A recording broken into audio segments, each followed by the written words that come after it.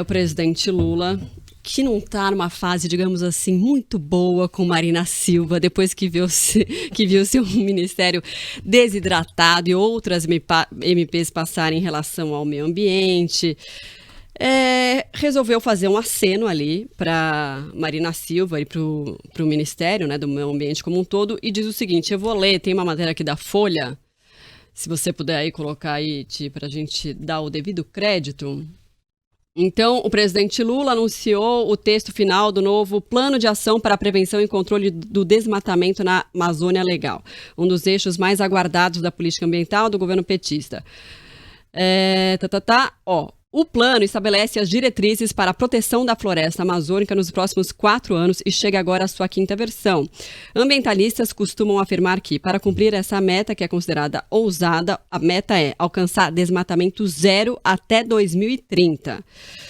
Para alcançar essa meta, que é considerada ousada, é necessário que os órgãos ligados ao tema sejam fortalecidos. No entanto, a bancada ruralista do Legislativo decidiu esvaziar os Ministérios do Meio Ambiente e dos povos indígenas, como a gente falou aqui, e o governo não se esforçou para reverter o cenário. Não sei se não se esforçou ou não tinha condições, né? Mas enfim.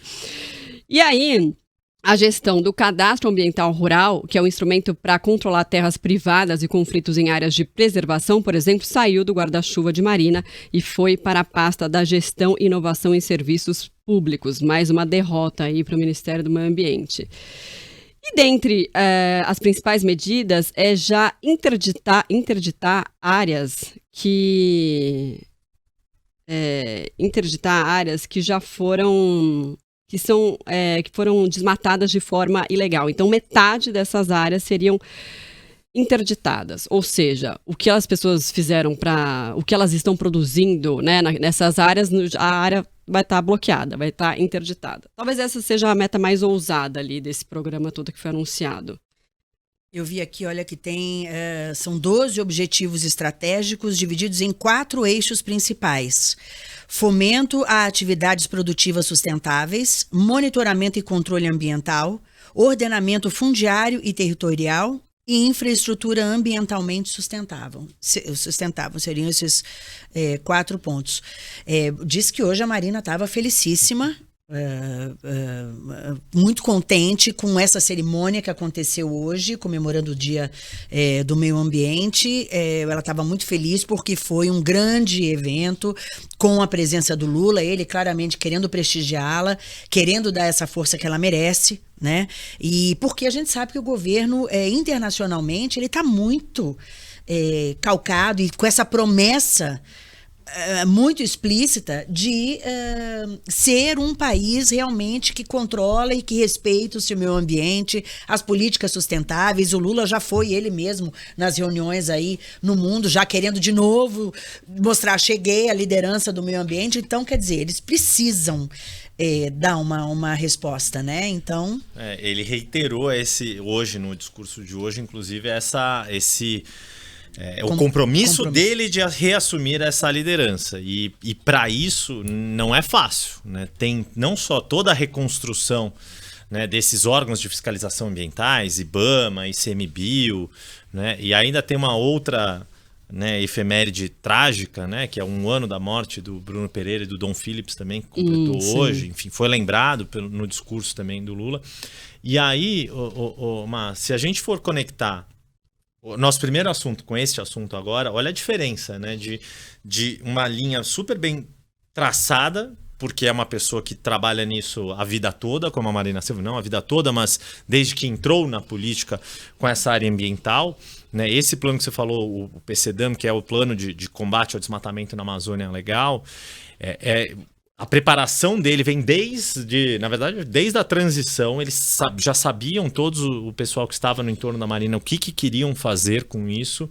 E já estava planejado que tinha que ser um anúncio grande. Por isso que ela estava feliz, porque foi, de fato, o governo deu respaldo, vai falar em rede de rádio e televisão agora à noite, né? Mas olha a diferença do que é uma política já estruturada, com clareza do que quer fazer e do que precisa ser consertado, remediado, ou o que precisa avançar, etc. nesses 4 eixos. Tem história, por exemplo, de mercado de carbono, que é super novo, né? O Brasil tem um potencial enorme de ganhar dinheiro com descarbonização e ainda não ganha tanto quanto poderia, com essa história da política dos carros aí, dos ônibus, que foi uma algembrada.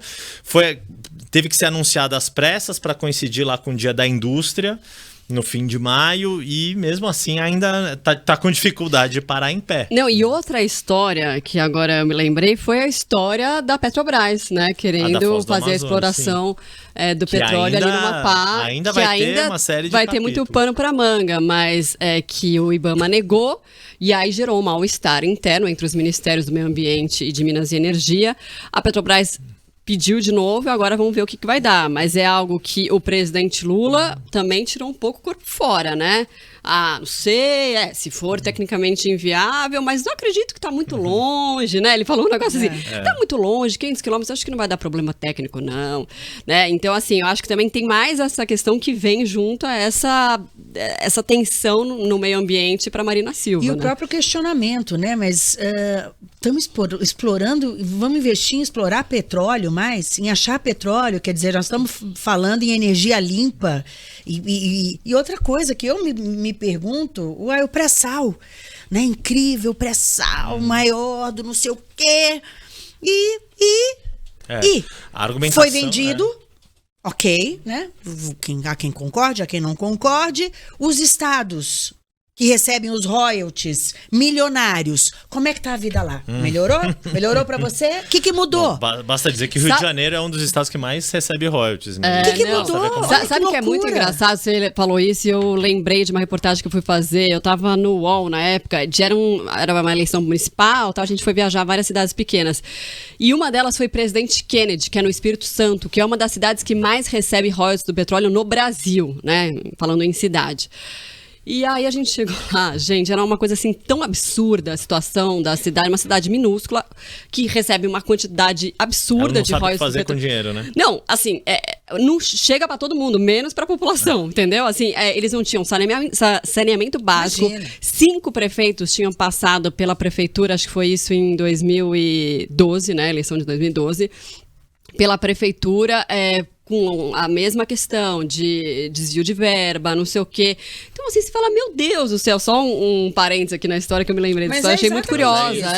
É exatamente isso, né? Então, eu quando ouço essa discussão, eu nem entro no mérito, não estou acompanhando de perto, mas o que me vem à cabeça é isso, falando, mas estão querendo mais petróleo? Para quê? O pré-sal foi um alarde, foi o maior, eu não lembro o que falavam, né? Mas era uma coisa assim, maiores. Descomunal. Seríamos autossuficientes, inclusive, né? E nada disso aconteceu. Então, a autossuficiência você tem na extração, sim, né? Na quantidade de petróleo disponível, só que a gente não tem capacidade de refino, de transformar. Infelizmente não resolve muita coisa. O que a Petrobras argumenta nessa história de defender a exploração na Foz do Amazonas, 2 coisas. Primeiro que o pré-sal já está sendo, né, toda a jazida ali já foi bastante explorada e já está na descendente, digamos assim.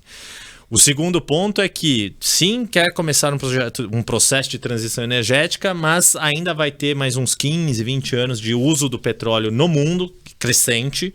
O mundo inteiro não vai conseguir abrir mão do petróleo até 2040, alguma coisa assim. E o petróleo extraído no Brasil seria um dos menos carbonizados, uma extração menos nociva ao ambiente. Essas são as argumentações da Petrobras para justificar essa primeira perfuração, que é uma pesquisa, né, de um poço só, tal, mas o que o IBAMA alega é que, beleza, tá mais de 500 quilômetros da Foz do Amazonas, se você marcar um ponto aqui na Foz, só que tá a 130 da costa do Amapá, que é o estado que quer ser que nem o Espírito Santo e Rio de Janeiro, que quer ganhar os royalties, e é de fato um estado muito pobre. A grande questão é como você fala, bom, beleza, você não vai ganhar essa grana que os outros ganharam, mas a gente vai fazer um outro projeto que você vai ter um desenvolvimento bacana e mais limpo. A questão é quem que está construindo isso. Aqui no Brasil a gente ainda está patinando bastante com isso, ainda está bem insuficiente de ter um discurso que você convença uma população como a do Amapá e os seus políticos. Basta ver que toda a classe política do Amapá se voltou contra o IBAMA. Inclusive o Randolph, né? Randolph, Davi Alcolumbre. Sim. Enfim, como é que você convence a classe política, a elite política e econômica e a população do Amapá que, olha, dá pra gente encontrar se uma outra desenvolver forma. encontrando outra forma. Que forma, né? Isso. Porque você quando pega um estado muito pobre, né, você fala, poxa, Exato. tem uma oportunidade econômica, né? A gente está falando de Sim. economia. Toda essa região ali da Foz do Amazonas, ela vai desde o Amapá, ali do Oiapoque, até o Rio Grande do Norte. Então a gente também está falando do Pará. Pará ainda é um estado grande, tem toda a coisa de mineração. Mas a gente está falando de Maranhão, Piauí, Ceará, Rio Grande do Norte. Ou seja, tem um monte de gente aí que está de olho nessa história toda.